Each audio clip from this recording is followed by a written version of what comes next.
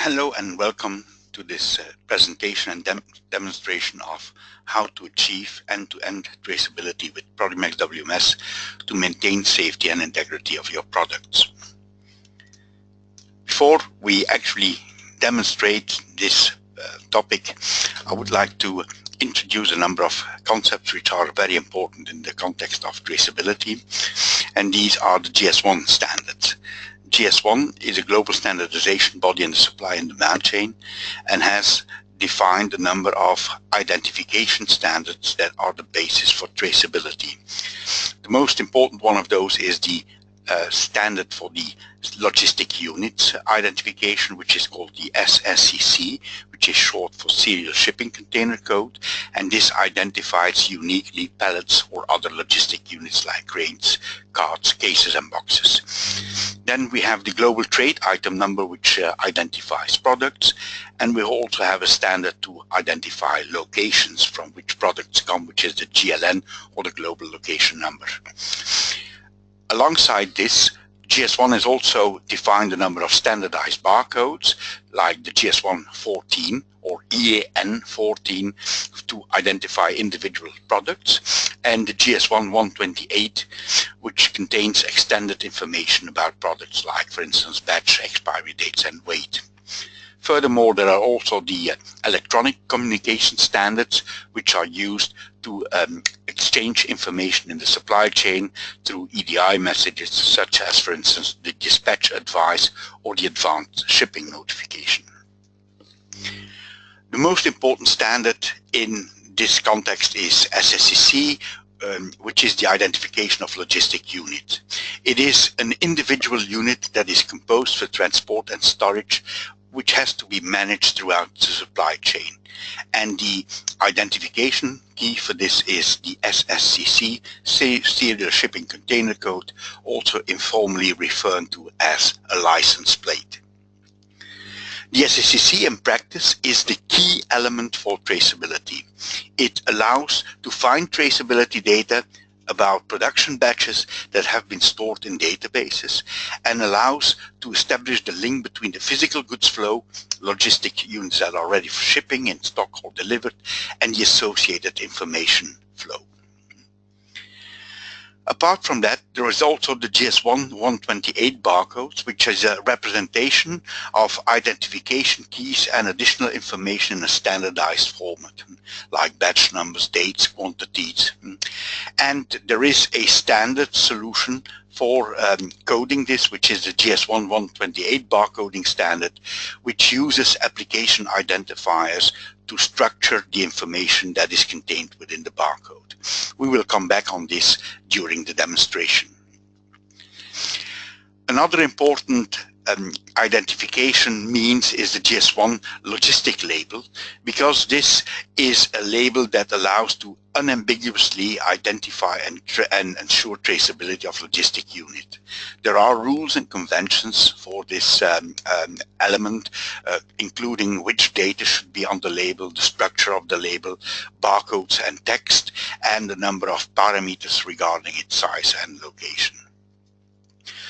In here you see an example of a GS1 logistic label, which contains on the one hand human readable information on the top, identifying the logistic unit in itself by its serial shipment container code, and also identifying other aspects of regarding the contents of this logistic unit.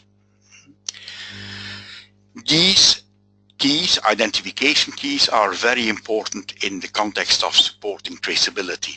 If we have a supply chain which runs from a producer, a primary producer, through a manufacturer, a transporter, a distributor and a retailer up to the sale to consumer, there are these identification keys which are used throughout the supply chain to communicate back and forth information about the goods that are being purchased and are being delivered throughout the supply chain.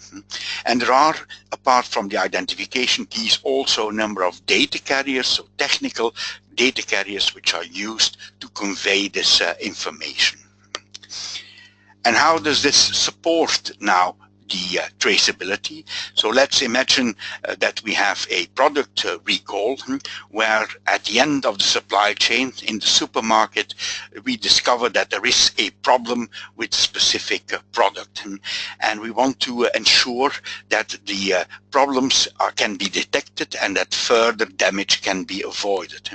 What happens in such a case is that based on the product that is defective, you ensure that you can communicate elements like the SSCC, so the serial shipping container code, identifying the logistic unit on which this product was delivered, along with its global trade item number, and if possible its batch number, throughout back in the supply chain up to the point where the cause of the problem is known.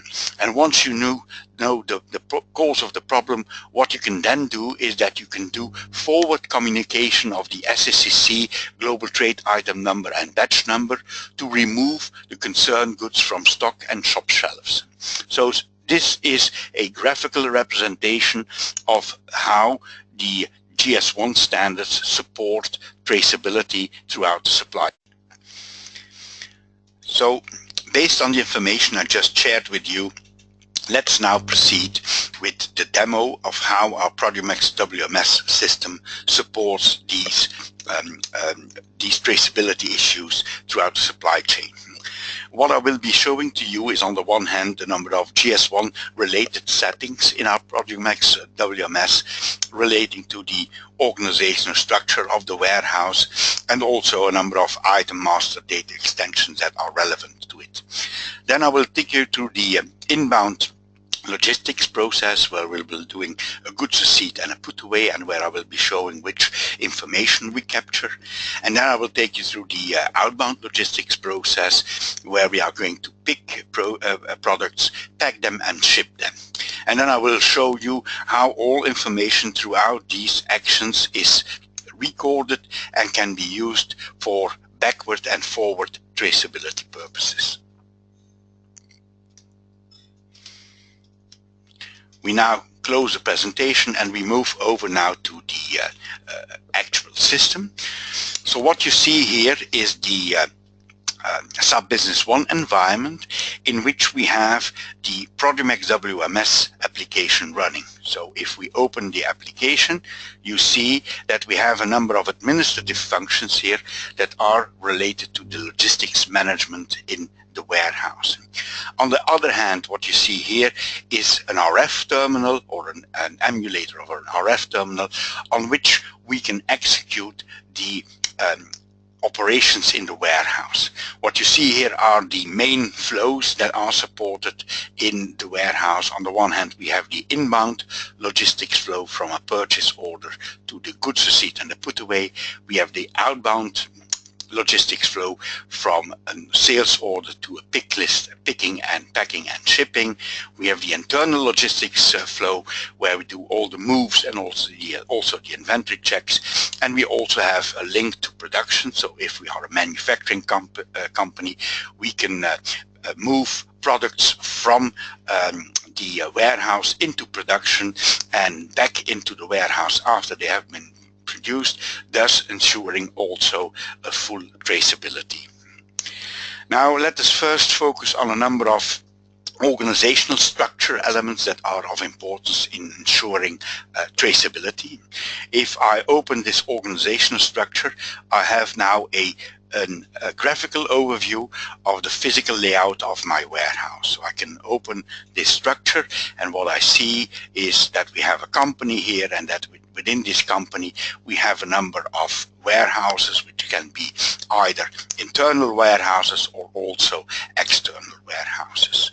Within this warehouse, I can define then a number of zones in which I am going to store the products, because it's very important that we can track and trace products based on their location. So what I have here, for instance, is I have a number of docks. So I have receiving and shipping docks, so that I can register through which receiving dock I receive my goods and through which shipping dock I ship my goods. I have a zone where I have my picking locations. So in these picking locations I can define a number of aisles, for instance, and in these aisles I can then define where specific products should be stored. So in this case I have here a location in which I have defined that only this product can be stored there, and I can define minimum and maximum quantities for the storage of that product at that location. Also important in this context is that I can define also the zone type of a zone. So in this case I have defined that this is a zone where an ambient temperature zone, which means that I can only store products there that comply with the storage type ambient. On the other hand, I can also ensure that I have, for instance, a refrigerator zone for products that need to be refrigerated, and in this way I can ensure that products will always be stored at locations that match their zone type and thus ensure the integrity of products. Furthermore, in this structure I can also define a packing zone. So if I want to pick and pack goods, then I can do this at the packing line, and I can use picking cards to move the products in the warehouse to a packing line to pack them for shipping. So basically this is the physical layout, and there we already have a possibility to manage the storage of products. We also have a number of parameters that we can set to further manage the storage of products. One important aspect that I told you about is that as a company I can also define my SSCC range. So as a company I have to identify the logistic units that I create, which I do by means of an identification of the company itself, along with a range of logistic units that I can produce. And based on this range, the products that I ship, or the logistic units that I ship, can be traced back to me as a company. Further aspect that we can manage here is, for instance, quality statuses. So we can manage also the quality status of products that enter the warehouse.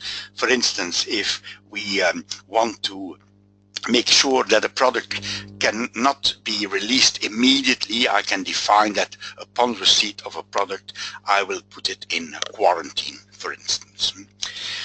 So this is a very brief overview of a number of structure elements and parameters that we can set to ensure the good management and storage of products in a warehouse.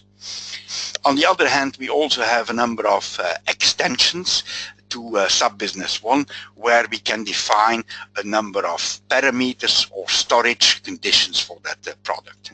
So let me open the item master data here and look for a particular product. So I have here my products, chickpeas, where on the one hand I have defined here that it is an item that is managed by batches, which will mean that when I receive this product, the system will expect me to define a batch number. I have a specific tab for Produmex where I can define a number of characteristics for this product, such as, for instance, that this is also a product that has a best before date, which means that when I receive it, the system will expect me to define a best before date.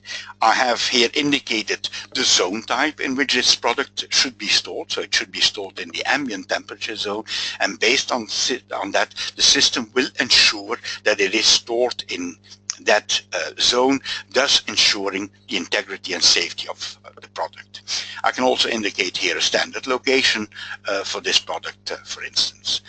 I also have parameters relating to the the sales and the purchasing of this product. So if I purchase this product, I can define that it has a shelf life of 180 days from the date of reception, meaning that if the product would expire less than 180 days from the date that I receive it, I would refuse to receive it. The same applies for the sales process.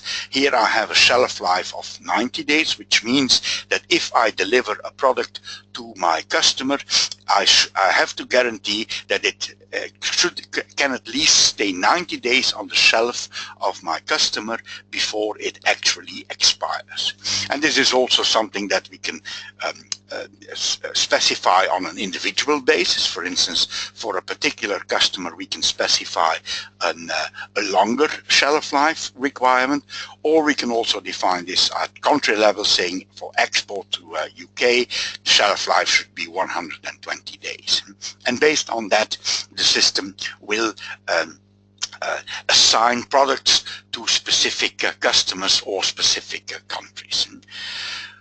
Another aspect which is interesting is that we can also manage batch attributes, so that we can also ensure a traceability based on a specific characteristic of a batch. So in this case, I have, by way of example, indicated that as a standard, I will have to record against the batch the country of origin, and which means that if I would have, say, problems with batches with an origin from a particular country, I could also trace these back very efficiently and very fast in my warehouse and throughout my supply chain.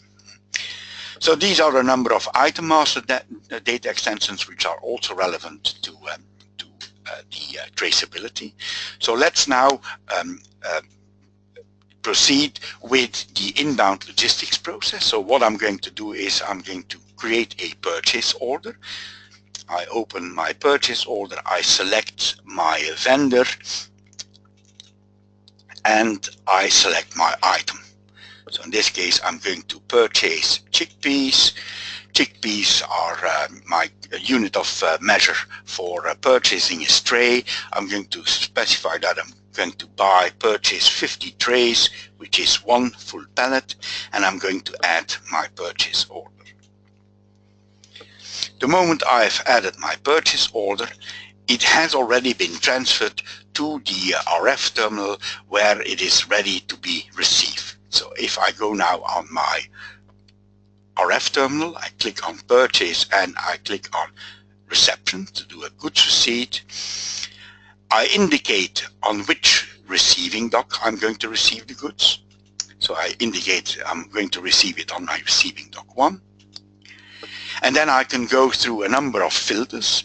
So the most automated way of receiving goods is if I do this based on the GS1 EAN barcodes that are on there, because that will allow the system to automatically recognize and register the data. I can also go through the order.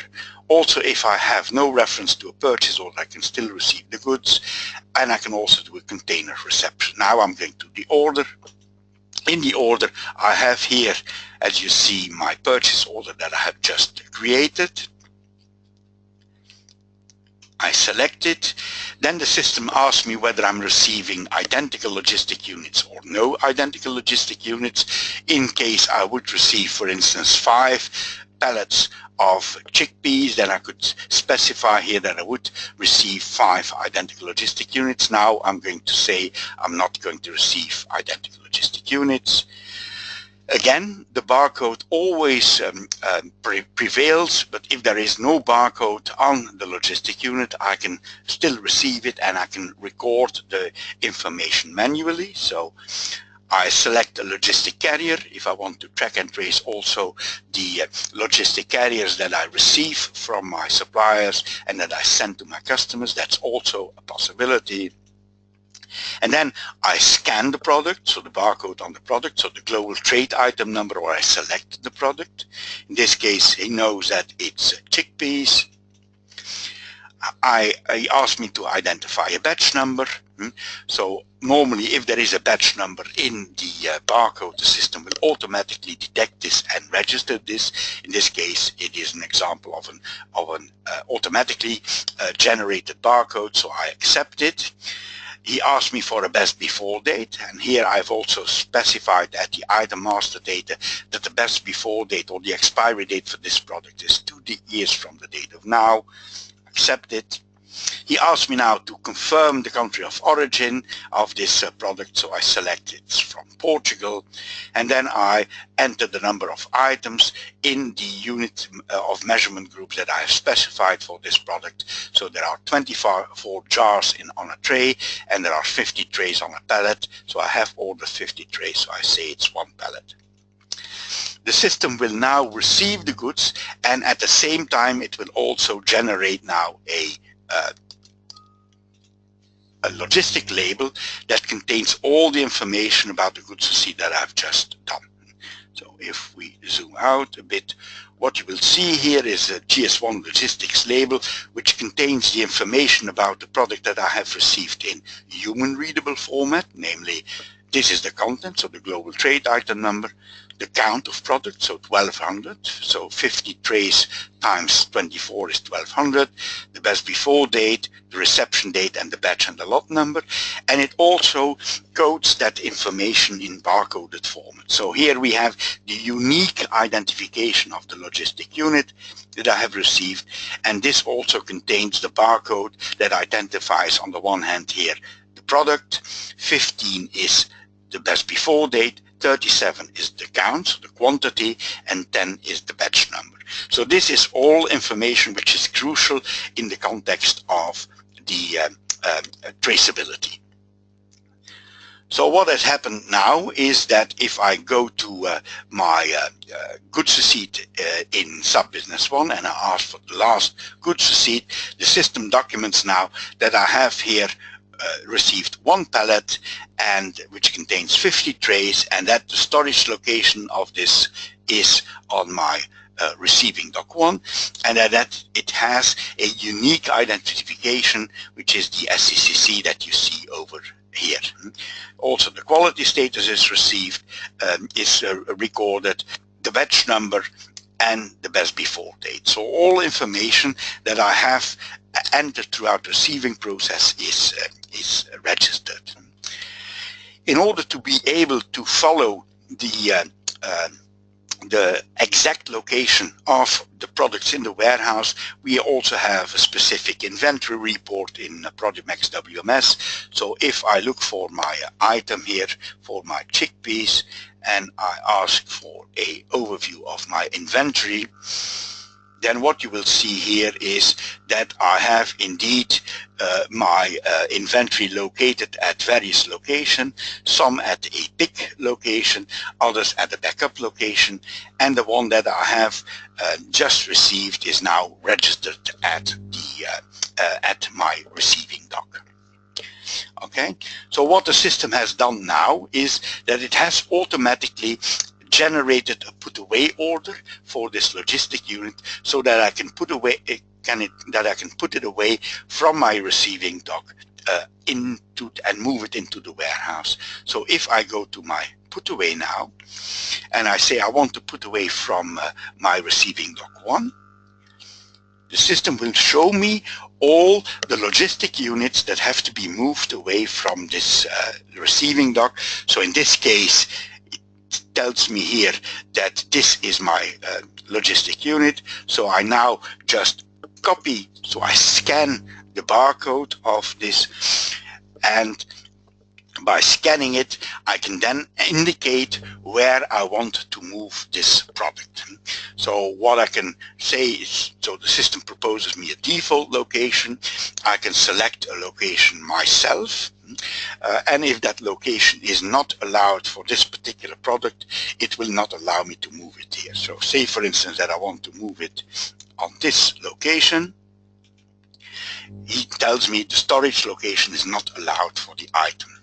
So I can either move it to its default location, at random select a location, and if it's suited for the product, it will allow me, or I can ask him to select an empty location. Now in this case, I see that I have already this product at other locations in the backup, so let's say we're going to move it to this location here,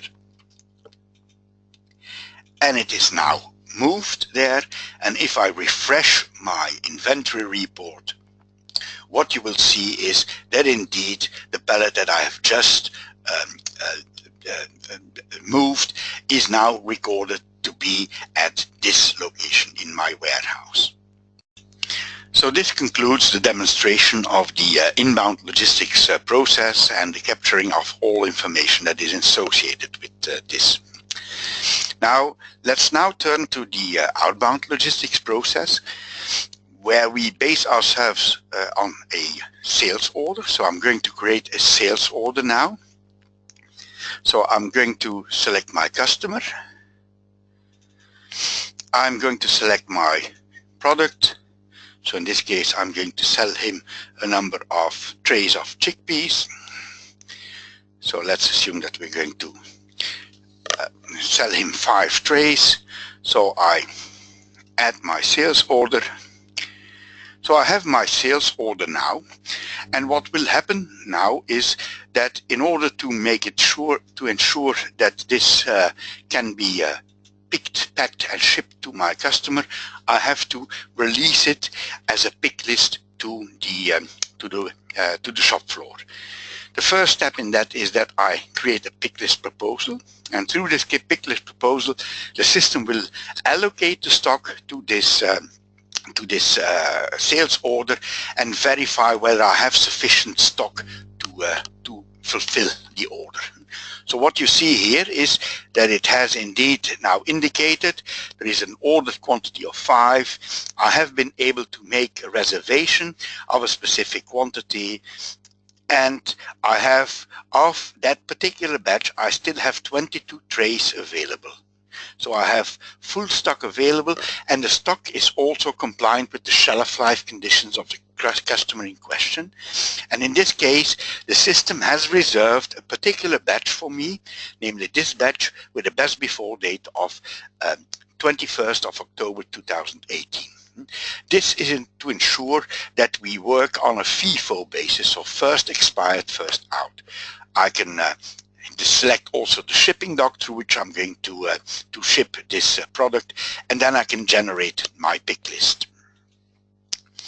The pick list is now generated, and at this moment it is been transferred to the RF terminal for picking in an electronic way, but I also have the possibility to print this document if I would like to have a paper copy of it also to accompany the picking process.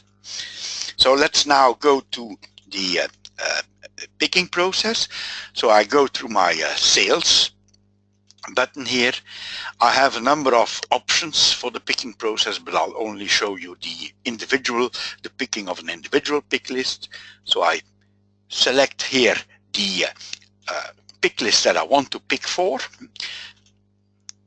And then he tells me, okay, you need to go to this location where you will need to pick 5 trays of this product, of this batch, and of this batch before date. What I can now do is that I'm going to pick this on a picking card. So I'm not going to pick this immediately onto a logistic carrier, but on a picking card. So I'm going to put it on my picking card. Now I go to my location. I specify, so I scan the barcode at the location, and basically then I scan the barcode that is on the product. And the barcode that is on the product will usually be a barcode that contains as well the GTIN, so the global trade item number, as well as also the batch number and the best before date. So by scanning this barcode, I would identify the product in one scan. But I can also select the product. So this is a product that I need to pick, chickpeas. And then he tells me, okay, select the batch number. So normally this is incorporated within the batch number. So in this case, if I select this one, this is the right one. So if I would have selected another one, he would have said, I cannot pick from this batch number and best before date. So the system really directs me to pick the right product. So if I pick this one again, he says that's okay. So I indicate that I'm going to pick 5 trays from that logistic unit. So you see here, this is the logistic unit from which I am picking. So I pick that onto my picking card, and now the items are picked.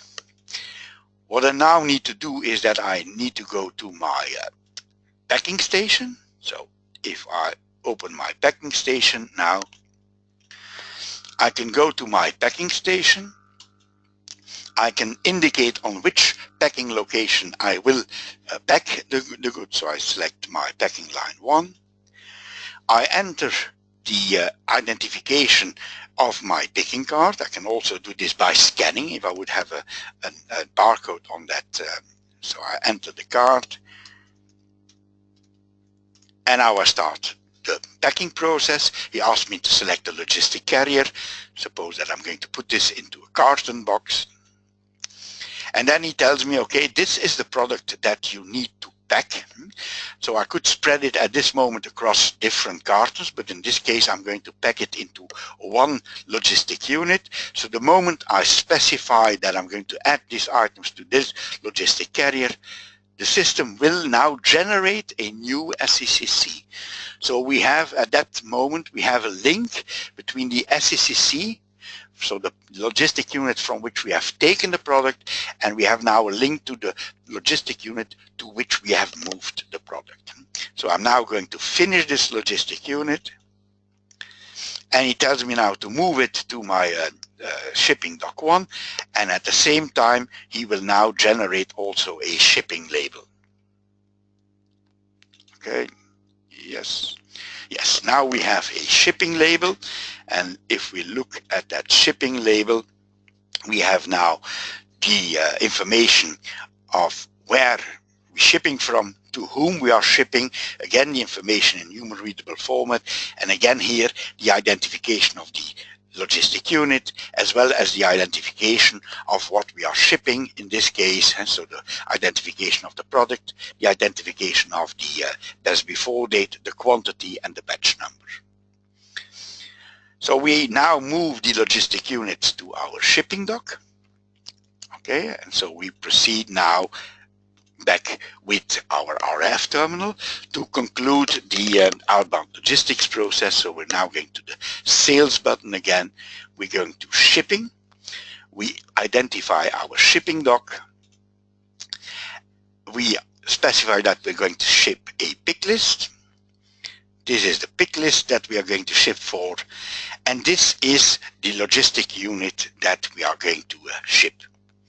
So if I now enter or scan the SCCC, the system will register that it has been loaded onto the truck, and it will generate now a document that is associated with this, namely a delivery note. And so we have here now a delivery note that has been generated. And at the same time, if we look now at the in sub-business 1 on the delivery, we have here a registration of the 5 trays and the carton that we have shipped to our customer on this logistic unit. So you see that we have captured throughout the process all information about the shipments that we have done for this product.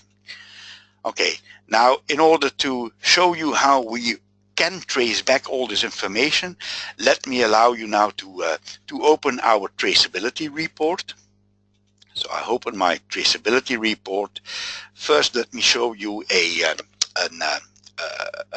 forward traceability report. So here we're going back to our chickpeas.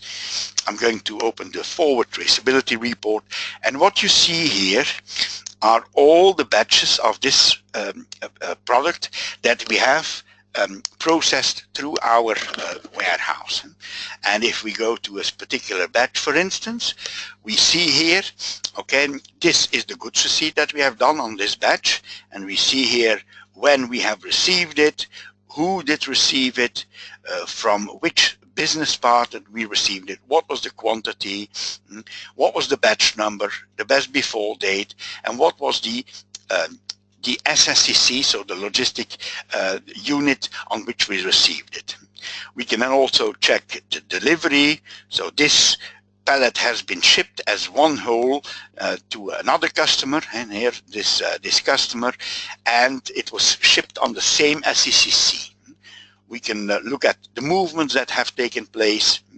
So it was moved from the receiving dock into the warehouse, and from the warehouse location to the shipping dock. We can check if there have been quality status changes, and effectively there has been one. It has been received in quarantine, and we have released it afterwards. And what is the actual stock situation of this batch? Well, we haven't got any stock anymore. Now this is a shipment that we have done one-on-one. Let's now turn to another batch that we have here. So the batch, I think this is the batch, yes, that we have just shipped. So what you see here is that we have a goods receipt of this batch on a particular date. Again, with here reference to the logistic unit on which we received it. And on the other hand, we then have, in this case, multiple deliveries. So what you see here is that we have multiple deliveries on multiple dates. So here is the date of today, so the date when we have shipped it, and it records for each of these shipments, it records the unique SSCC code of the logistic units. So this means that if I would have a problem with this batch of product, that I would indeed have a clue to relate this logistic unit upon which I received it to all the logistic units on which I shipped it.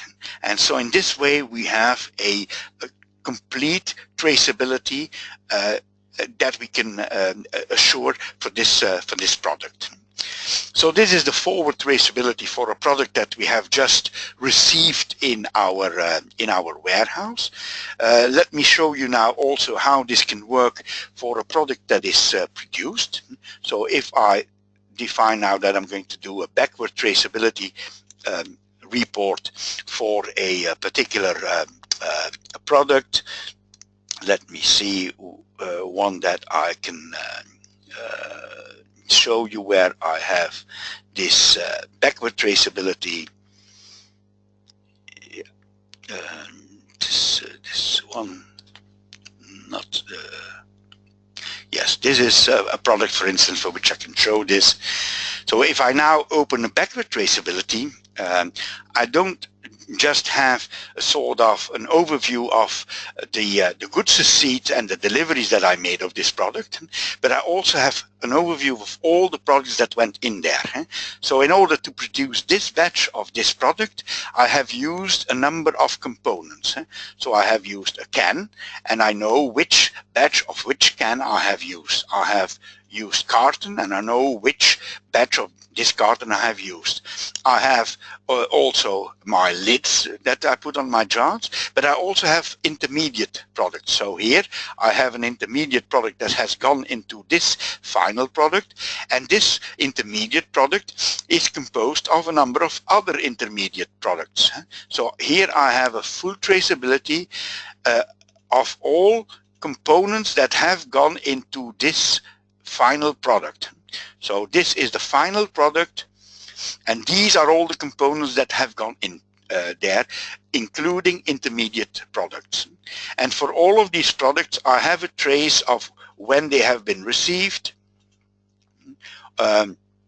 So when they have been received, which movements have taken place, if there have been quality status changes of these products, when they have been issued for production. And so here we have now also issues for production. And for this product in particular, we have then receipts from production. We have here now an overview of the receipt that we have booked for this produced product. And also this is a product which is not just batch managed, but it's also managed by serial numbers. So in this way, we have a complete genealogy of a produced product. I hope this overview was interesting for you, and I thank you for your attention. This ends the presentation of the end-to-end traceability capabilities of Produmex WMS. Thank you very much.